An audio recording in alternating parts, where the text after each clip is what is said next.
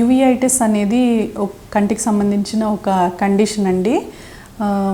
కంట్లో ఉన్న ఒక స్ట్రక్చర్ యువియా అనే ఒక స్ట్రక్చర్ అది ఎక్కువ మోతాదులో రియాక్ట్ అవుతుంది, ఇన్ఫ్లమేషన్ ఎక్కువగా వస్తుంది.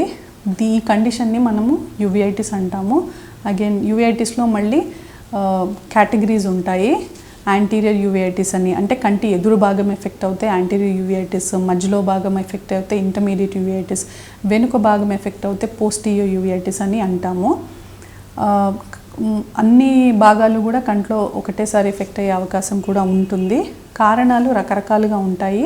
యూజువల్గా కొన్ని ఇన్ఫెక్షన్స్, అగైన్ వైరల్ ఇన్ఫెక్షన్స్ కానీ బ్యాక్టీరియల్ ఇన్ఫెక్షన్స్ కానీ సివియర్గా ఉన్నప్పుడు, కంజంక్టివైటిస్ వచ్చినప్పుడు, సపోజ్ పై పొరల్లో కాకుండా ఇన్ఫెక్షన్ సివియర్గా ఉన్నప్పుడు కంటి లోపల పొరల్లోకి ఇన్ఫెక్షన్ కానీ చొచ్చుకుపోతే అప్పుడు అది యువిఐటిస్గా మారే అవకాశం ఉంటుంది.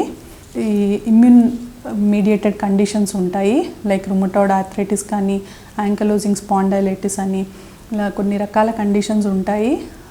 అలాంటి పరిస్థితుల్లో పేషెంట్ బాడీలో ఇమ్యూన్ రియాక్షన్ అనేది కొంచెం ఎక్కువగా ఉంటుంది. దాని ప్రభావమే కంటి మీద కూడా మనకి కనిపిస్తూ ఉంటుంది.